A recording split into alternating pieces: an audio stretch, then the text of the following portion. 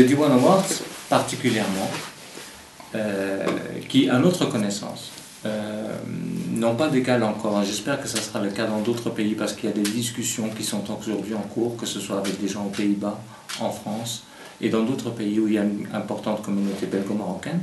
Aujourd'hui, à Bruxelles, grâce à cet événement, les compétences marocaines ont pu avoir un éclairage extraordinaire et qui va au-delà de nos frontières et nous permettre deux choses essentielles. Un, d'améliorer notre perception collective auprès des gens de Belgique et par les médias interposés à l'international, et aussi d'améliorer notre perception auprès de nos frères du Maroc. C'est très important parce que là aussi, parfois, par les informations, par les médias, l'image même des Marocains à l'étranger par les Marocains eux-mêmes est parfois biaisée. Et nous arrivons, notamment avec un événement comme celui-là, à montrer qu'effectivement, il y a un autre regard à apporter. Le Diwan Awards ne serait pas le Diwan Awards sans le partenariat privilégié que nous avons avec le ministère des Marocains à l'étranger. En particulier sous l'impulsion de M. Anis Birou, qui dès son arrivée nous a accueillis avec notre projet, l'a analysé avec ses collaborateurs sous toutes les coutures et nous a apporté un partenariat important qui nous permet chaque année de tenir cette promesse que nous faisons à nos audiences en Belgique, mais également à l'international pour valoriser les compétences marocaines. Et donc c'est l'occasion aussi ici de les remercier, de remercier particulièrement M. le ministre et évidemment ses collaborateurs et le ministère en général qui, on le sent bien ces dernières années, et nous pensons également pour poursuivre ce qui se passe dans les médias, etc., sous la conduite éclairée de Sa Majesté, qui apporte une affection toute particulière à la communauté à l'étranger, et qui nous permet aussi de maintenir ce lien, ce pont que nous essayons de construire entre ces nouvelles générations montantes, qui sont la fierté du pays d'accueil, mais qui sont aussi, je l'espère demain, des liens solides avec le pays d'origine. En prenant en considération le fruit, vous êtes le fruit de l'ancienne génération, la première. Alors nous... ça aussi, c'est une reconnaissance. Alors nous sommes juste les instigateurs de l'opération. Ce qui importe pour nous, c'est de mettre en évidence les autres compétences, celles qui existent, qui ont besoin de reconnaissance, et celles qui émergent demain, qui arrivent. Les écoles, les grandes écoles, que ce soit en Belgique, en Europe ou dans le monde, proposent chaque année des diplômés, des nouveaux talents, des nouvelles compétences qui ont un lien avec le Maroc, et nous espérons avec des manifestations comme cela de consolider cela.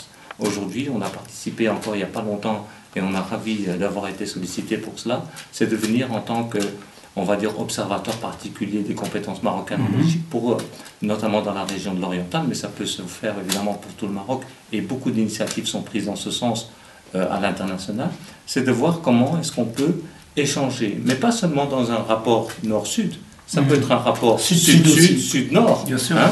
Donc ces gens ont énormément à apprendre en allant au Maroc de quelle est la vision, quel est le partage, quelles sont les connaissances qu'on peut partager, quelles sont les bonnes pratiques qu'on peut échanger, etc. Donc on est vraiment dans la période de l'échange. Et ça aussi, ça rentre dans le calcul du risque, parce qu'on minimise le risque en appliquant ce genre d'expertise. Absolument. Donc mieux connaître l'autre, c'est fatalement aussi minimiser le risque de se planter.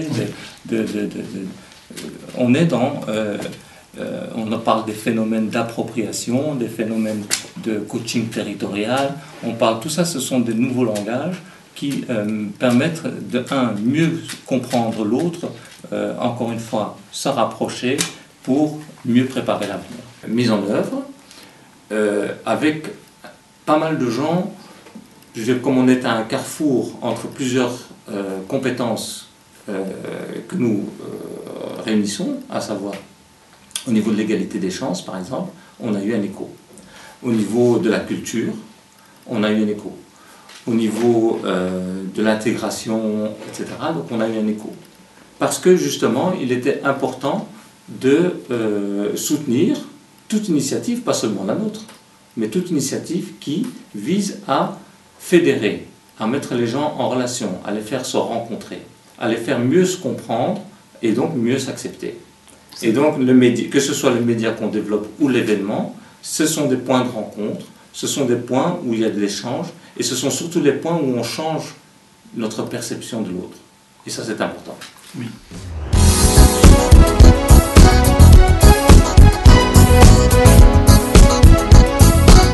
C'est un petit peu ce que nous essayons de démontrer, c'est-à-dire que quelqu'un qui a un niveau d'études égal, qu'il soit d'origine marocaine ou d'une autre origine,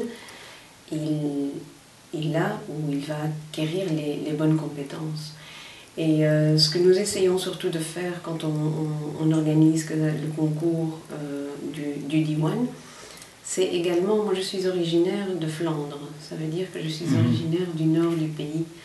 Et je sais que par exemple, contrairement à Bruxelles, la communauté belgo-belge, la communauté flamande, se fera une idée de la communauté belgo-marocaine qu'on lui montrera le soir au journal télévisé.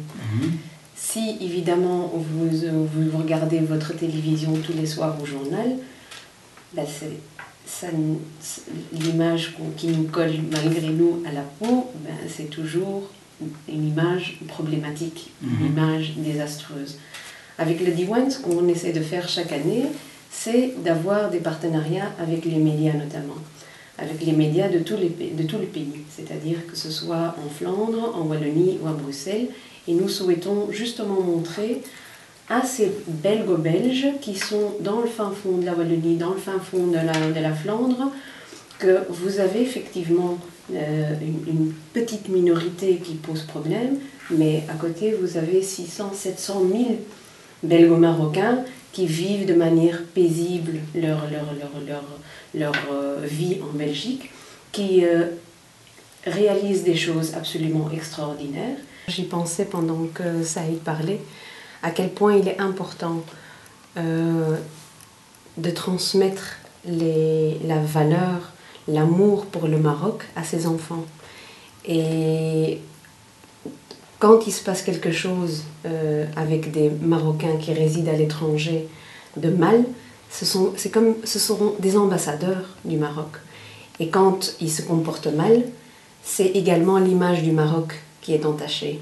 Et donc il est très important, pas que pour les mamans, mais pour les parents en général, de transmettre une bonne éducation, ça d'office, ça va de soi, je pense que tous les parents vont me rejoindre là-dedans, mais transmettre l'amour du Maroc à ses enfants, même s'ils sont nés ici.